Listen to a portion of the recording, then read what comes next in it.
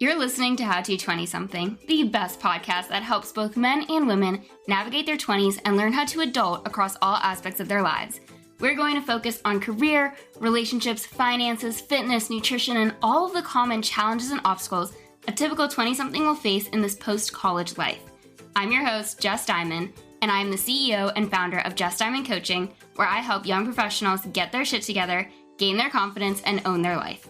No one prepares you for this adulting world, so allow me to help you feel like you are no longer a chicken running around with its head cut off, and that you actually know what the hell is going on and what your next step to take is. Welcome to How to 20-something. Welcome back to another episode of How to 20-something, where today's episode invites on a guest to discuss her own career paths, how she managed to constantly change directions and take unconventional risks, and why you should too. I love when I come across people with interesting stories because I think it's so easy to get caught in the straight and narrow. Not that there's anything wrong with having one set career path and climbing the corporate ladder and feeling stable in all of your career moves. I just know from the conversations I have with today's 20-somethings that that's not really the case anymore. A lot of you listening want more out of your career. You don't just want it to be a paycheck, but a lifestyle choice that fits your current climate and pays your bills, while also knowing that it can change down the line as your needs change down the line. Unfortunately, we're having to break decades of instilled paths, and it's confusing, it's scary, it's hard, it's uncertain, but at the end of the day, you get to decide if it's worth it. Using my own career path as an example, I am a huge proponent for taking the risk in your career, especially in your 20s, and soon enough you'll hear Summer's perspective on it as well. Summer Dice is a bartender. She has also been a pharmaceutical sales rep for 5 years, a farmhand in agritainment for 3, a commissioned photographer for Harley Davidson, a surf instructor, a butcher at her own cattle company, and a child actor. She truly covers the gambit and is constantly looking for skills and experiences to diversify her working portfolio, begging the question, what's next?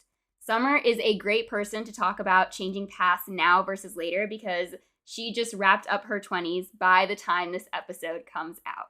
Hi, Summer, and welcome to How to 20-something. Hey, Jess. Thanks for having me.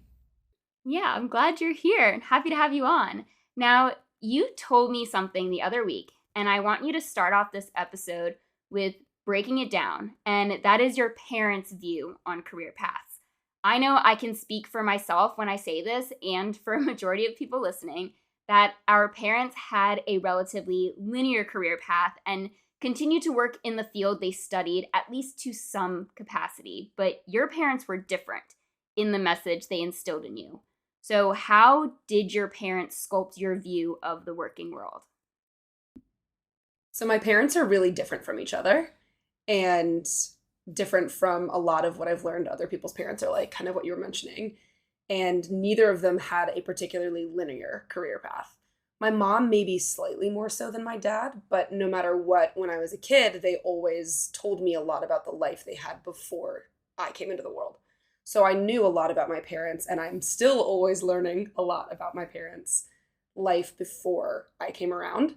And that meant I learned about their career choices. My mom, for example, was a model in LA, and she just randomly decided to move from New York to LA when she was pretty young.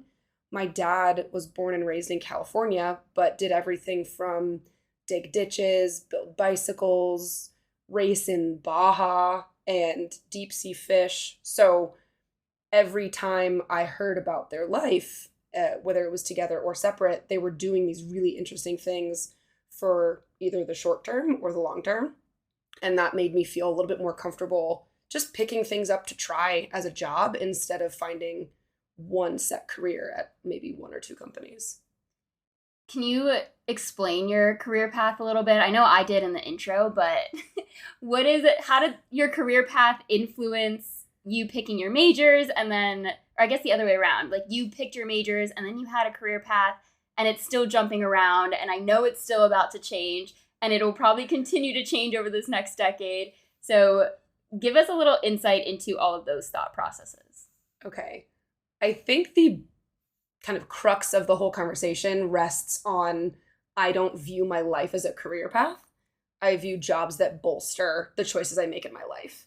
So when I want to try something new, I look at a way that I can either get paid to do it or something I'm already doing can make it possible for me to do that thing. So I think the prime example for this was the relationship with Harley Davidson.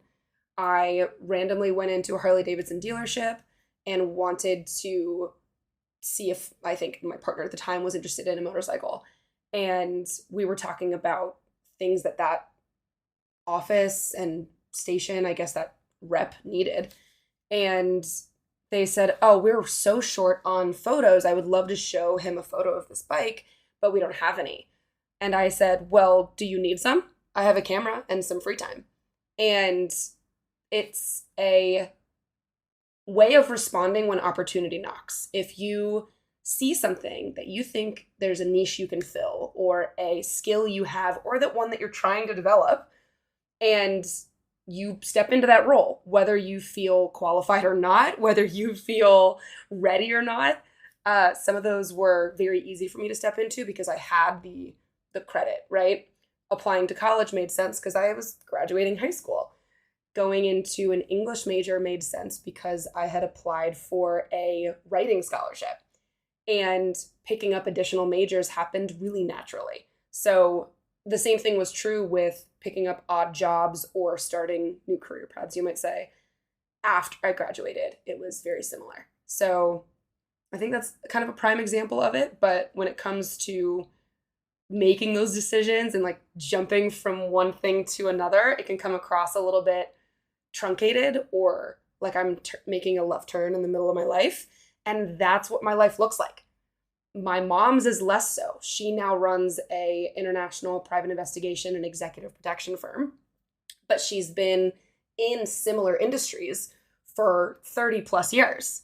So the industry carried her through starting these new roles and picking up something only slightly different than what she was doing before. I make 180s, the occasional 359-degree turn. And my mom has taken more of a, ooh, this is similar, but it cultivates a skill I'm interested in. I'm going to take a step a little to the left. My dad, I'm a little bit more like my dad in this regard. He takes left turns, right turns, U-turns all the time. Well, I think I relate to you in the complete left turn. And I think my mom was terrified when I made that decision because during the pandemic, I was like, fuck the corporate world. I am never returning and I'm going to be a personal trainer for the rest of my life. And my mom was like, you need to go try this again and stick with it. And I know that's it comes from a place of love. And you were in a position growing up, and you still are, where your parents are very supportive of these crazy left turns that you make. But I know not everyone in our immediate environments are going to be supportive. Again, coming from that place of love of they want to see you thrive and succeed. So it's like, hey, stick with something, like see it through to the end. But how do you deal with any outside voices saying like, hey, maybe this isn't a good idea, or like you should stick with what you're doing right now and look for stability, or Yes. like just different thoughts of people trying to almost project their own thought processes into your life to try to sway your decisions. How do you navigate that? This is a very good question, and I think it's what my mom's going to want me to answer the most. My mom absolutely had my back when it came to leaving my pharmaceutical job, but she definitely put up some resistance in the beginning to make sure I was making that decision with all of my brain cells, right? Was I really invested in this choice? I think having the confidence in yourself to sort through what those problems are going to be when you make that change. So in almost every situation I've been in, I've known what my next source of income was going to be. And that offers a level of security that then the choice seems a little bit less daunting. Then it's just a pivot, right? It's less so oh my gosh, what am I going to do? I wasn't forced into this decision. I made this decision on my own, and now I have this opportunity that I want to seek out. That would be the naysayers that I hear from usually come from a place of, well, what are you going to do? Don't you have bills, right? And yes, I have bills. I'm just like you. And a lot of that confidence from within helps I would say quell some of the concerns of other people once you know in yourself what it is you want to do next. So sometimes the opportunities arise. I wasn't expecting to leave Harley Davidson with a job. I was definitely not expecting to, move to North Carolina and then end up leaving my corporate safe, well-paying job with health insurance, right? Much like I'm sure during the pandemic, you just said, I'm done, right? Sometimes you just throw up your hands and you don't know exactly what the path looks like. But as soon as you start to make the choice and have the confidence in yourself to do that and move forward, it is a lot less terrifying. Now, is it still scary? Absolutely. It is still scary. But when it comes to folks disagreeing with me or maybe disagreeing with my choices, I then remember that all of these people in my life have taken very non-traditional and risky paths, and they're fine. They're doing really well. And in redefining what I thought success would be and in explaining to my parents what I now view success to be, I didn't have the uphill battle with my parents so much as some people might, but I do have the uphill battle with some extended family and with some friends, even who, like you said, have my best interests at heart. And I remind them that, hey, I'm going to be okay, because I think that's where it comes from, is they're worried I'm not going to be okay. And additionally, I want this, right? Like my confidence comes from within because I chose this thing that I want to do. And that keeps the kind of darker toned voices out of my head.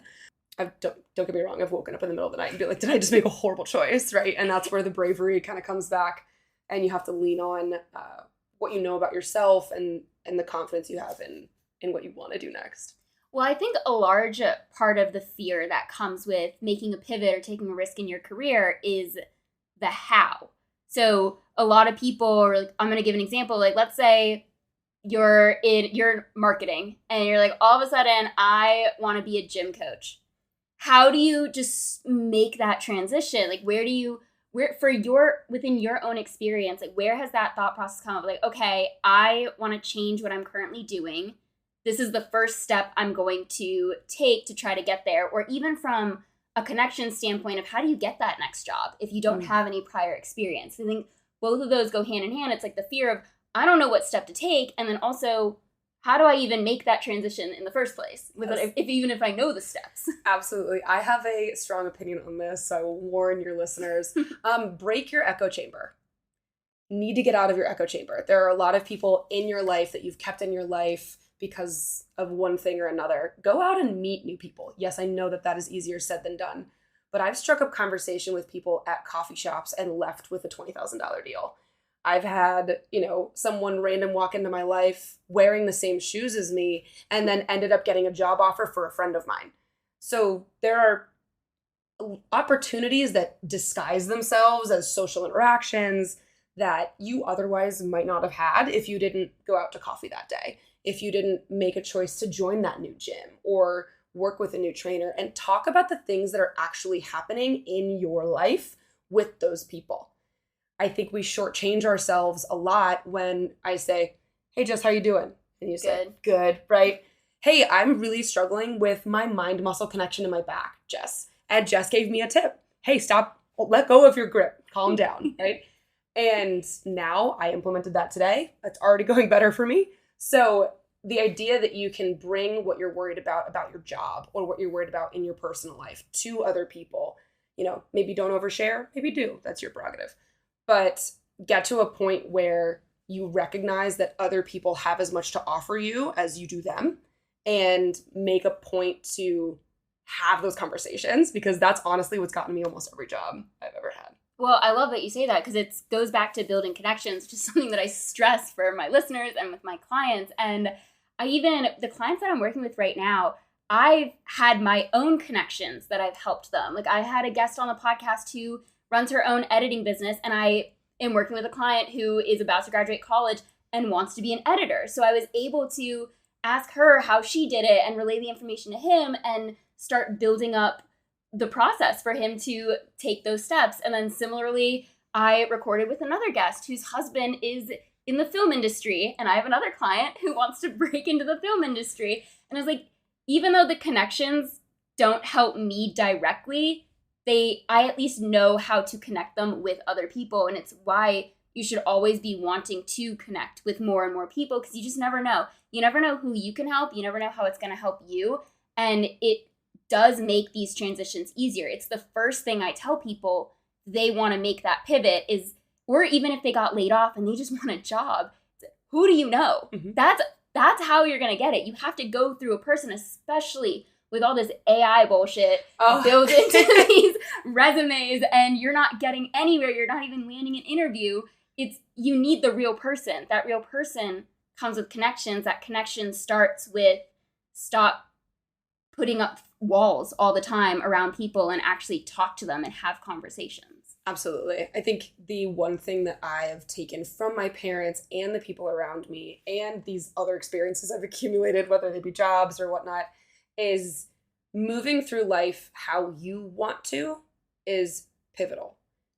But when monkey wrenches get thrown in, you lose your job, somebody passes, you're facing debt, you're facing things that maybe you weren't expecting to face, that shouldn't necessarily change your home base in the sense of how you move through your life.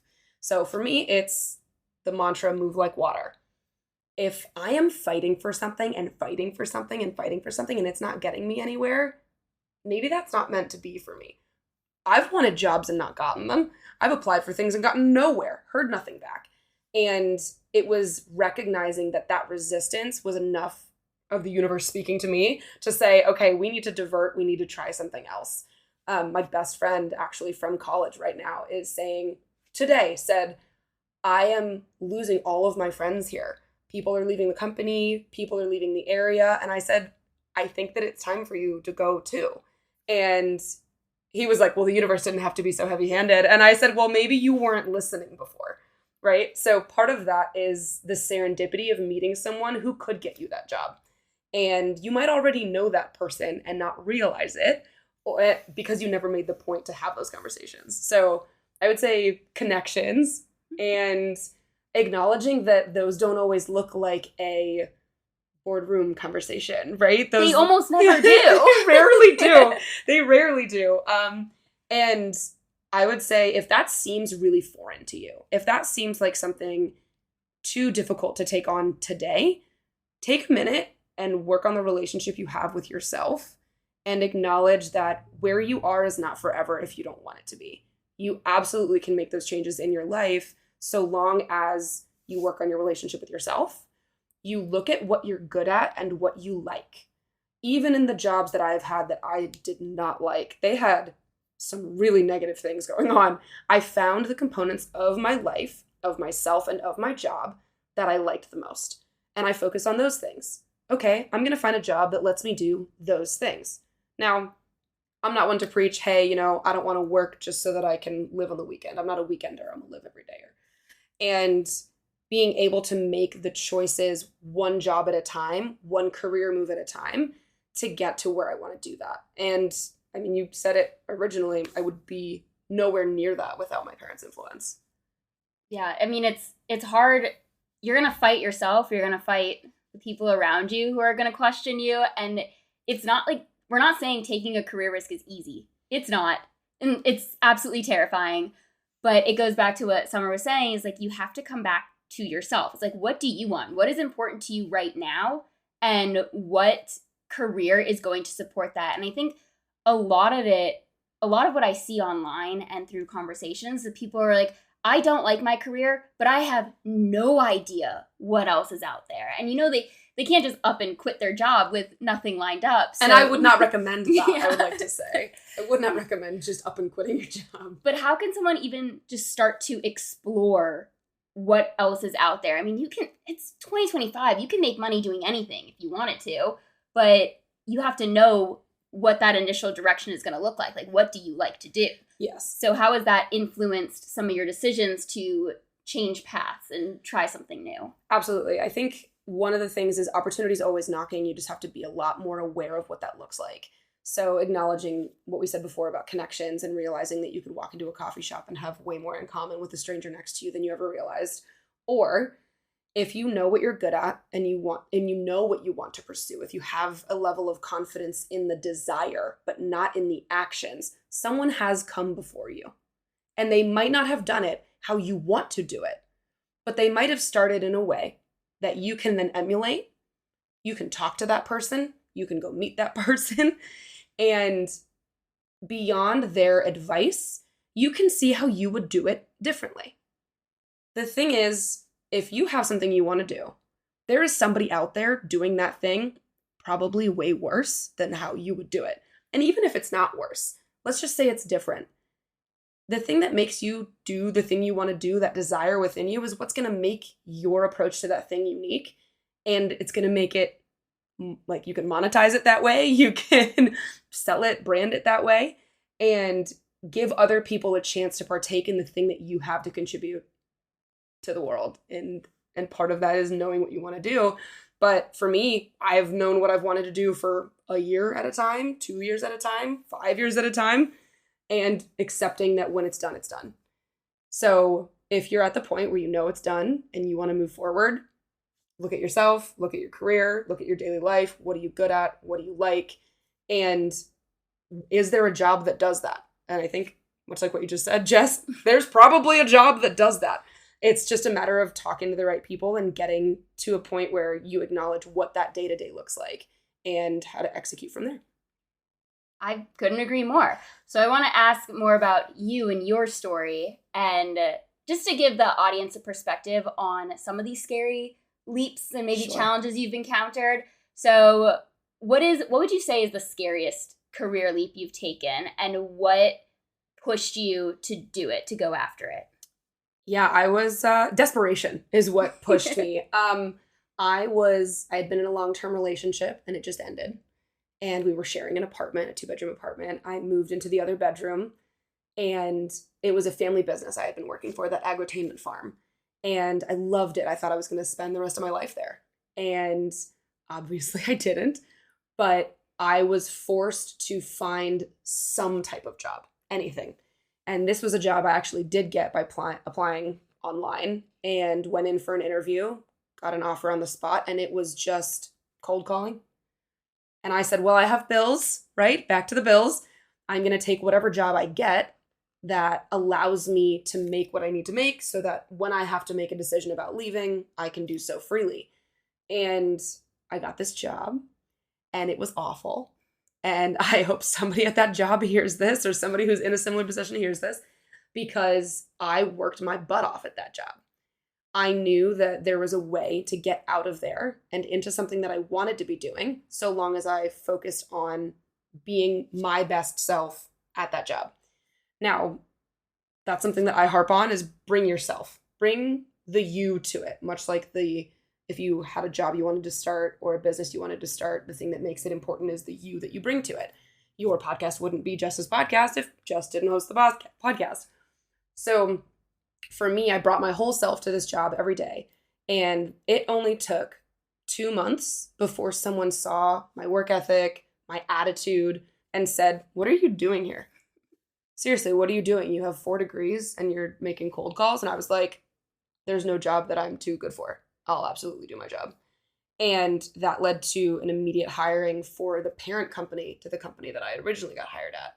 Didn't even know that relationship existed, but it was completely out of my hands. It went from, hey, I'm going to be at work 15 minutes early. I'm going to stay late, make sure everything I need to do is done, check in with everybody. I'm going to do exactly what I would want my employee to do if I ran this firm. And that led to the next job, which was I interviewed, and it was kind of a formality, but I interviewed and started that next Tuesday, and wound up getting another offer from that same company to move to Charlotte. So and that's where we are now. So I was terrified, because at no point in this did I think anything was a given. And it was hard. I drove far to work every morning. I barely had time to take care of my dog and myself. The pay was not great. It was barely covering expenses. And I still made the conscious choice to bring myself to that job and give it what I had, because I had to believe in whatever was coming after. And some people use faith. I believe in the universe. I believe in things just working out. Mm-hmm. And sometimes it doesn't look how you want it to. Sometimes you're barely scraping by and you're eating peanut butter and jelly sandwiches for breakfast, lunch, and dinner. But when you get to the other side, it's 100% worth it because you find what that job was supposed to lead you to. And for me, that led to 5 years in pharmaceutical sales with tangible skills I never thought I was looking for and wound up really embracing. So the fear is, will I have enough money to pay my rent and pay for food? The fear is, will this really get me where I want to go? The fear is, am I going to use any of these skills ever again? The fear is, what if I'm wasting my time? The fear is, it's large, it's imposing, it wakes you up at night. And it's, like we said earlier, changing careers, taking a risk. It's not without pain. It's not without fear. So when you move through it, remember that the fear was part of the problems that you chose. So did I choose to end that relationship? No. Did I choose to find a job that I was going to give everything to? Yeah. And I'm a big proponent for the concept that you choose your problems. And some of them, not your choice, right? Like some medical things, some parts of your life you simply cannot change. Yeah, those are problems that you are quote unquote stuck with. But the problems with your job and your career, those are problems that you're choosing every day. So if there's other problems that you think would fit your life better and the future that you want for yourself, your children, your friends better, go for it. Well, I want to highlight on something that you said a couple minutes ago that I think is a very key component to taking any type of career risk or changing paths or whatever it may be. And that's you said there was no job that you were too good for. So you took your ego and your pride and you shoved it in a box somewhere. And you're like, I'm going to do the work that is not only expected of me, but what I would expect an employee of mine to be doing. So going, not even like overachieving above and beyond, but doing the work and doing it well, knowing that it is the bridge to get you to somewhere else. And you might not know what that somewhere else looks like. You had no idea that doing that cold calling job was going to lead you to the next opportunity, to the next opportunity, to the next opportunity. You took that job and you're like, I'm going to do this and I'm going to do it well. And a lot of 20-somethings who have started their career path, maybe they've gotten a promotion or two, and then they're like, wait, I don't want to do this anymore. I want to change. A lot of times they misjudge that it's not a lateral transition. Mm-hmm. You do have to take a step down and start essentially from scratch of what it is that you want to do so that you can build the skills and the knowledge and the expertise to then work your way back up. But it's thinking in that long term of if you don't like what you're doing right now, you're the one that gets to decide to change it. Absolutely. Preach, Jess. I think one of the things I see my friends do, unfortunately, is say that they don't like their career, but that they're not going to change it because they're comfortable enough. And you know what? I'm happy for them that they're comfortable enough, but that wasn't going to work for me. Timeline of your life can change at any moment. And yes, we hear, oh, you could die tomorrow, right? But it sounds so hyperbolic that we don't actually act on anything. So I like to look at the minutia of my life and acknowledge what can and cannot change under my control. So when I wasn't, my timeline was given to me, right? That relationship ended. I needed to leave. And that created an opportunity for me. I could go wherever I wanted to go. Looking at that as an opportunity and reframing how I perceived my job and how I perceived myself in that job was what got me where I needed to go. So I think that kind of calls back to acknowledging when opportunity is knocking, even when it doesn't sound or feel like one.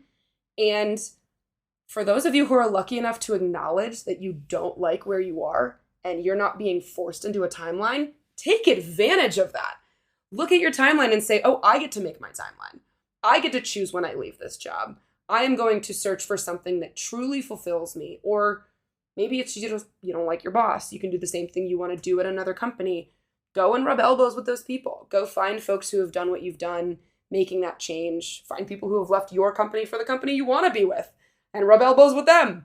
But ultimately, if you're in control of your timeline, you actually have a leg up because you can do it at your own pace and not be sort of under the metaphorical gun of time. Yeah, I can agree. Because when I left my corporate job, I didn't hate it there. I mean, it felt soul sucking because I had already found what I wanted to be doing, but I wasn't crying every single day. I wasn't angry every single day. Like, I had the energy to go build my business outside of work hours. So it was fine. Like, I created my timeline. My timeline happened to coincide with my lease. And that's what created my end date of like, okay, I'm going to leave in March of, what was it, 2022. Mm-hmm.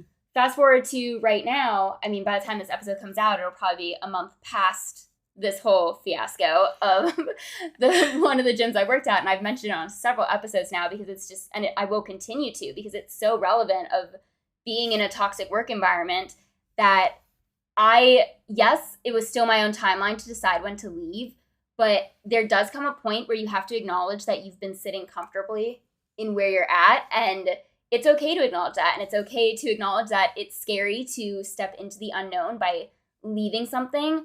But you have to put something behind you. You have to close that door in order to open yourself up to a different opportunity. So if you're not in the position where time is on your side, let's say you are without a job and you're like, crap, I have $1,000 left in my savings and I need something right now, then it's going on Rover, it's babysitting, it's working at a coffee shop, it's doing something to help keep your head just a little bit above water so you don't go into extreme debt. But it's also knowing that this rocky period in your life is leading you to something better as long as you don't stay stuck with where you're at, as long as you don't get comfortable in the in-between, knowing that you do have to keep pursuing, you have to keep rubbing elbows with people and keep networking, keep connecting so that you can get yourself to a better situation and know that the universe is on your side and that it wasn't all for nothing and that it taught you some lessons and that it's all going to be okay, while also knowing that it probably damn well sucks right now. I think you're talking about something really important, which comes back for me in the choices that I've made with switching careers and left turns. And it's that knowing yourself is important. Giving yourself the grace to change that is also important. And there's a picture in your mind, 3 concentric circles. So a little circle, a bigger one than that, and then a third big circle. In the middle of that is your comfort zone. That is things that you are educated on, that you have knowledge and experience on. You are in your home base. You're good, right? That next circle is what I call the educational zone. That is where you learn a little bit more, right? Maybe you have a little bit of knowledge and now you're looking to gain experience, or you have a little bit of experience and you're looking to gain knowledge. Third circle is the danger zone, right? That is, you have no knowledge, you have no experience, you are throwing caution to the wind with whatever choice you are making next. I think as you grow those circles, mainly you're growing your comfort zone as much as you can. But you want the biggest circle to always be your educational zone. Always having an opportunity to get into something new that you maybe know a little bit about, or hey, I know a guy that knows a guy about that. And that's how I got into butchering. I had never cut open an animal in my life, except maybe when we dissected frogs in high school, or lamb's brain or something. And my dad needed help. He said, hey, my dad raises cattle as one of his many, streams of income.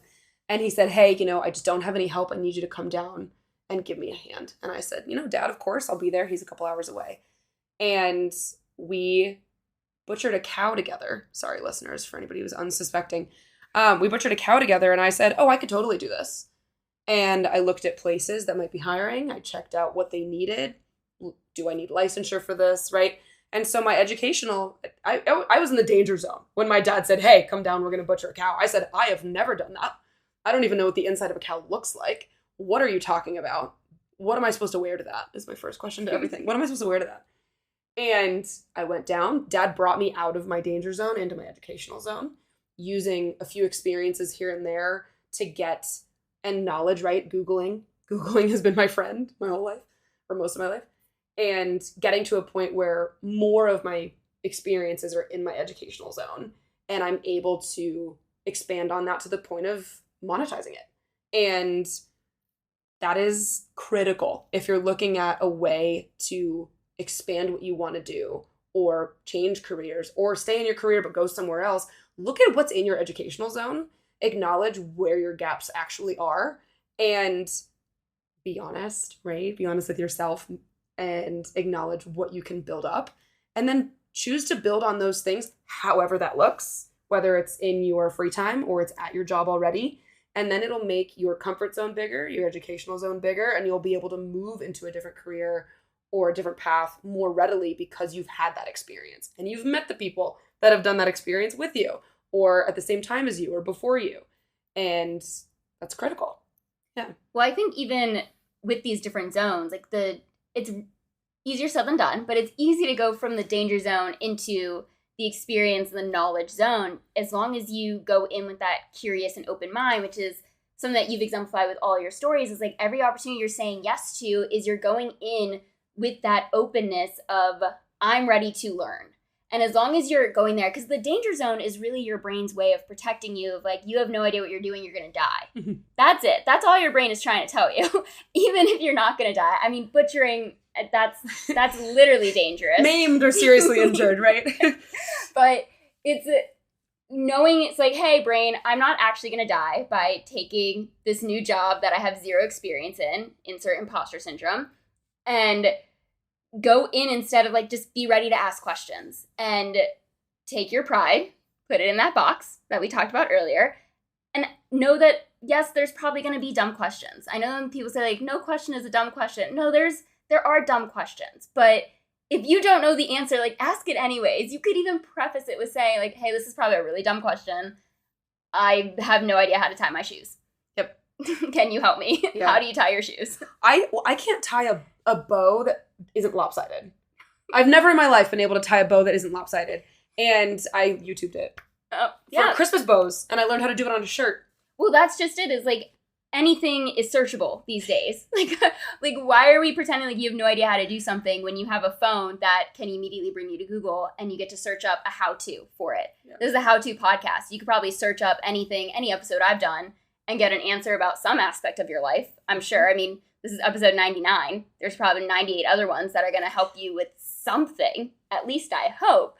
But it is knowing that you can easily transition from danger zone into I'm going to accrue as much knowledge as I can. My question for you, Summer, is when you've gone to make these different career changes and risks, have you gone in with that pre-existing knowledge of I want to learn how to do X?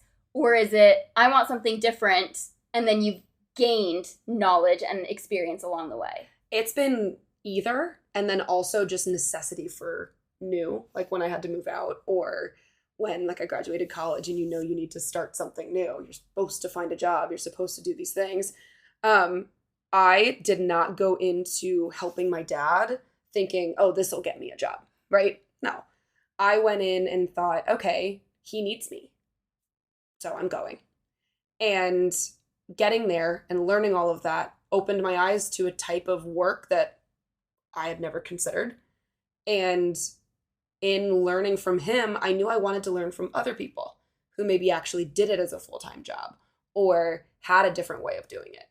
And acknowledging that there's a different way to do all the things we're already doing is a really, I don't know, it's like a good place to live if you have an open mind. It's a good home base to say, okay, that's how my dad does it. Let me go see how a butcher in the neighboring town does it. And can I apply any of the things I learned from my dad to the new butcher? Can I then bring that information back to my dad to make my dad's life easier? And I think optimism is kind of a secret sauce I can agree with that. this, right? Like I'm staying positive. I'm staying happy about these things I'm learning and trying. But at no point in helping my dad or going down to help my dad did I think, oh, I could totally monetize this. It took me, experiencing another butcher and coming across a business that a business owner was more than willing to sell to me if I put in the time, put in the effort, and was willing to learn butchering from that person. So while I do not own that butcher business, there was enough to learn from him and enough time spent that connection landed me where I really needed to be. And learning about all kinds of components of beef and what he does versus what my dad does, what's legal in North Carolina, what's allowed. And in other situations when I've changed careers, it's been, I need a job and I need it right now. And In another situation, when I picked up random work as the Harley Davidson photographer, it was happenstance. I wanted to get better at photography. I needed to grow some type of client base, and I saw the opportunity while I was out on a Saturday afternoon talking to a marketing person in Harley Davidson.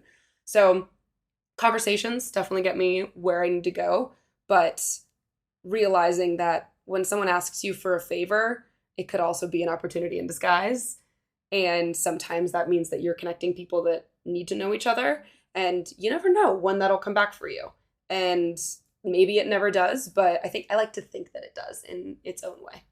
Yeah, I mean, I would like to say I got started in group fitness kind of in the universe works its way out type of way of I lost my job at the start of the pandemic. I'm sure you guys have heard my story, but I'm going to say it anyways.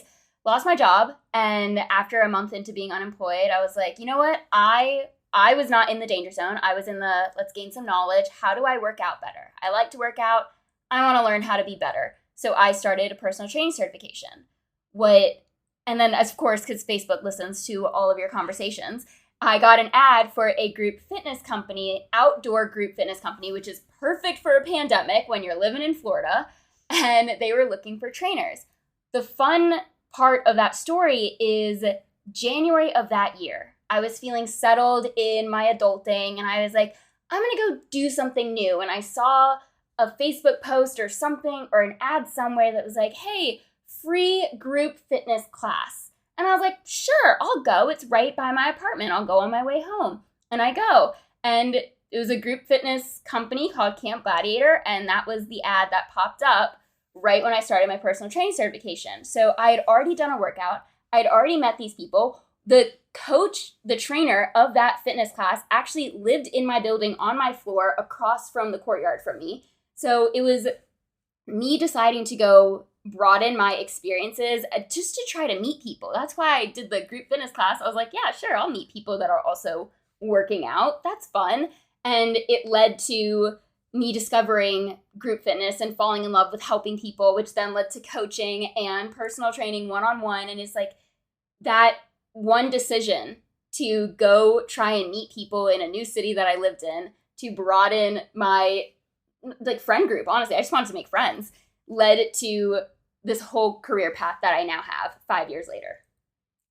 You and serendipity have a wonderful relationship. I think acknowledging for people where that comes from internally. Does the universe have your back? Yes, the universe has your back. Serendipity is your friend. Coincidences, for me, yeah, they happen, but a lot of my life is serendipity. And believing in that is a big deal for me. It's that openness, it's that positive attitude, it's that curiosity, it's the willing to not know and want to learn more. Capitalizing on just that exact thought, when I became a bartender, I actually became a server first and was hired on the spot because I said, hey, I've never done this before. I've never had a service industry job. I've worked sales. I'm fine with people yelling at me. I just really want a path forward to be able to become a bartender because I know that that's where I'll flourish. And he said, shake on it? Absolutely. We shook on it. And 2 months later, I had my bartending certs and everything was in the clear. 2 months more later, they were doing line dancing lessons where I bartended as a country bar. And the scheduled person didn't show up. And my boss came up to me and said, you're the most country looking person here with your boots and your jeans and your belt buckle. Can you get up on stage and teach somebody something, anything? There was maybe 5 people there, so don't worry. While my social anxiety spiked through the roof, I said, of course, I'm your girl. You know why? Because 1, I love to be a problem solver, but 2, it's that same thing of I would want to do the job that I would want for myself. So when I executed it, it was a blast, right? I learned something about myself. I learned something about being on stage in front of random people. And dancing. And I said, I only know a few dances that well. Is that okay? And he said, just do 2. I'll pay you for that. And if you want, you can learn some more and we'll just have you as a backup. And I said, that's fine. I don't care. I just want to make sure the night goes off without a hitch. I would teach the hoedown throwdown on repeat. You know what? Maybe you should come in and teach the hoedown throwdown. That'd be phenomenal. I think people need you. The people, they need you. Yeah. No, I mean, it goes back to the risk isn't as risky when you're open to any outcome and going from there. It's not saying like, hey, I'm going to make this decision and it has to turn out in this exact way. It's I'm making this decision because I want to leave the path I'm currently on for something new, whatever that something new is going to look like for me down the line, and just be open to that. Again, knowing you can change your mind again and again and again. We're in our 20s. We have a lot of life to keep changing our minds if that's until you find something that sticks and that you enjoy and that you want to continue to pursue. And even then, it could just be for a season and you can change your mind later on. I love that you use the word seasoned. Like if you use a job as a season of your life instead of your career path for the rest of your life. Sometimes it can be instead of, sometimes you can pick something up, love it so much and want to do it for the rest of your life. And maybe you change the context in which you do it. You love to write, but instead of being a journalist for the rest of your life, you start writing children's books. There's little shifts that you can make in your life that get you closer to where you want to be. And that's just as important as the left turns. So I don't want anyone to hear this and think, well, I'm not going to quit my job tomorrow. Okay, you don't have to. But you could also go to a new workout class. You could also go to a pottery class and try something new, whether it's walking home a different way or getting coffee at a new restaurant. It can be any of those and many, many more things that open a door for you to the next thing that you can do in your life. Because for me, for example, while bartending and serving, met somebody who got their paralegal license. And I heard all about her experience. We were paired together as bartenders. And I said, you're amazing for that. You are incredible studying like this, working so hard. And she said, I just know it's what I want to do. And sometimes you just know. And that's great too. I'm taking the opportunity to apply to law school as a result. She had such an impression on me that I thought, this could really lead me somewhere. I'm going to take the risk and I'll report back and let you know how that goes. Yeah, come back in a year. Yeah. But I think it goes back to what I was saying of you have the whole rest of your life ahead of you. It's very hard to think in that way when you really haven't lived that much of your life yet in the grand scheme of things. And what I hear a lot is people are afraid to waste time in the wrong job. So yes, you'll stay stuck at the job you're currently at, but you're afraid to waste time on that new endeavor, like with the thoughts of what if it goes nowhere. So what advice would you give to someone who feels like they're going to waste time or they're currently wasting time in the quote unquote wrong job? You are never wasting your time as long as you are learning something. I think there is always something to be learned. So you're not wasting your time as long as you're actually approaching your job and your life that way. So the job might be the problem, yes, but your approach to your own job might also be making it harder on yourself because you're not open to learning the things in that job. I've had bosses I didn't like. I've had a lot of people I've disagreed with in professional and non-professional settings. But acknowledge when you do that, when you make the choice to say, well, I hate my job. My job's the problem. Okay, are you learning anything at your job? And the answer should pretty much always be yes, because it might not be, oh, well, I have this tangible skill I've learned. That's all I know. So let's take I have an example. I was going to say welding. Okay. Right, so like you're an expert welder, let's say, and you've been welding for 15 years, and you have pristine welds, and everything you do, everyone says, oh, I just hope that they do it because they do great welds. And you just don't feel fulfilled because you're not learning anything anymore. But let's say you have the opportunity to start your own firm. You can go be a welder solo, or you can change the things that you weld on, right? It's about looking at your job from other perspectives, how people have accessed your job, started your job, your role, whatever it looks like, to say, okay, I'm really good at this part of my job. There's this other thing I don't know how to do. I'm going to learn how to do that because it's a lot closer to where I want to be. Now, I think we limit ourselves too in acknowledging, like, when I left corporate America, it was like, hi, I'm leaving corporate America, right? Same. Yeah. And it's like I'm gonna go fight the good fight, right? Yep. And what folks really shortchange themselves in is you can fight the good fight and stay in corporate America. That's okay.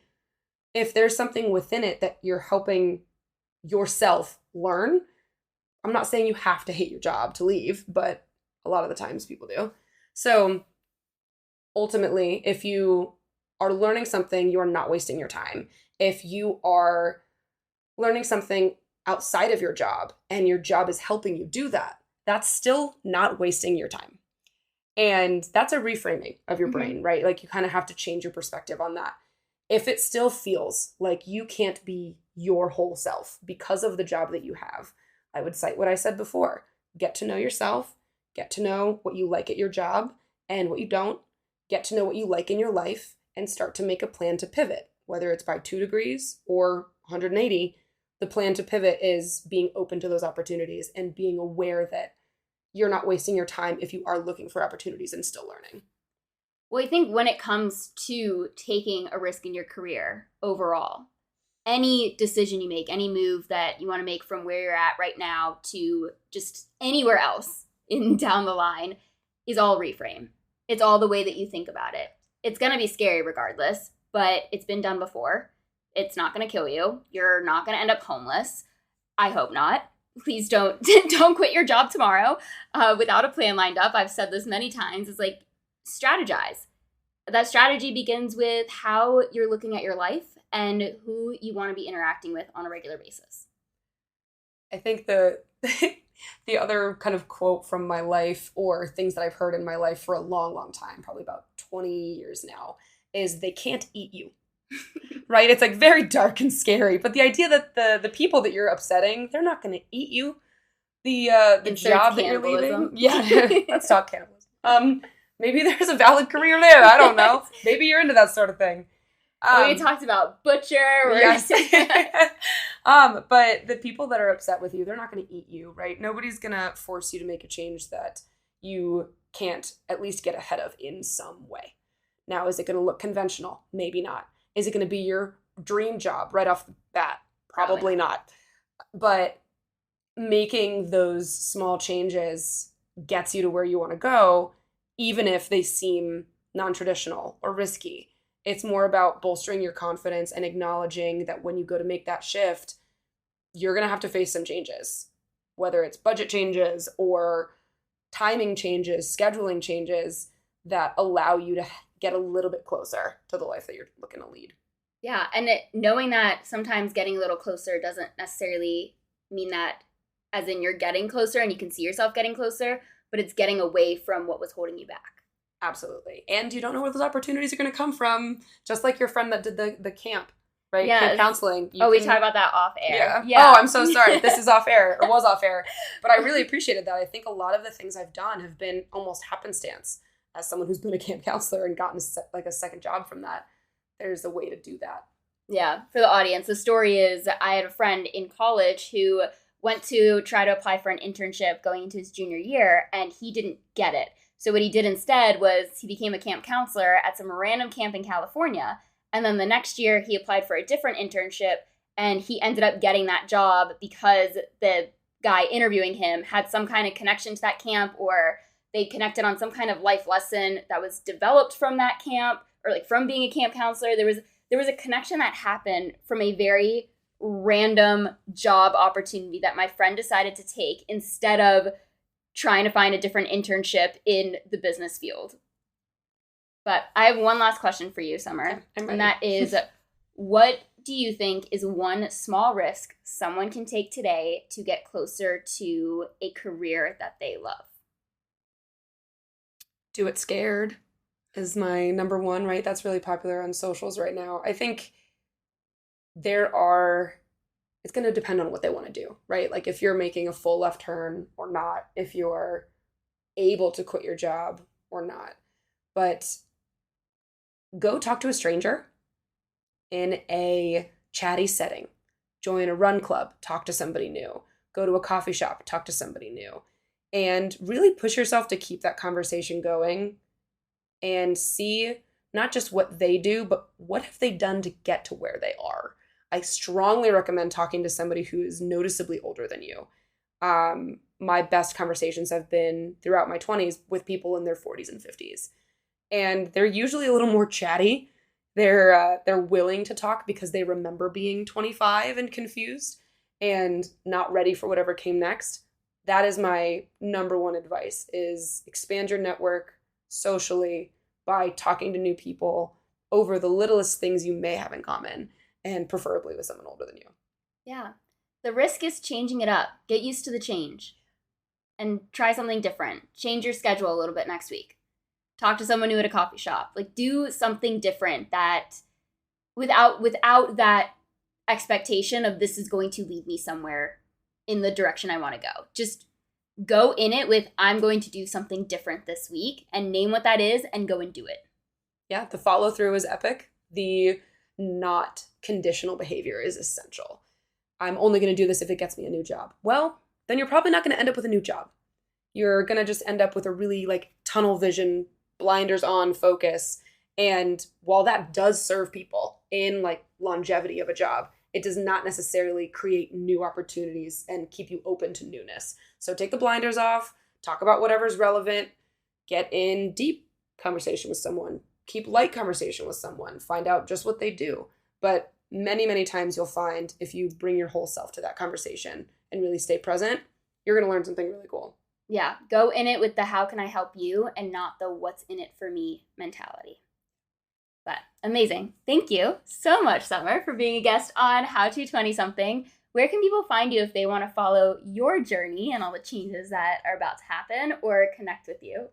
If anybody wants to connect with me, you can definitely look me up on LinkedIn at Summerdice, SOMERDICE. And I am also on Instagram under the same app. All right, yeah, and her information will be linked in the show notes per usual. Otherwise, this does conclude another episode of How to 20-something. If you liked what you heard, if you learned something new, or know someone who needs to take some risks in their career, then please share this episode, post it on social media, send it to a friend, give me a 5-star rating. Just help me help as many 20-somethings as I can, because we all know we all need a little help navigating the most confusing decade of our lives. And as always, I can't wait to be in your headphones again next week with another brand new episode.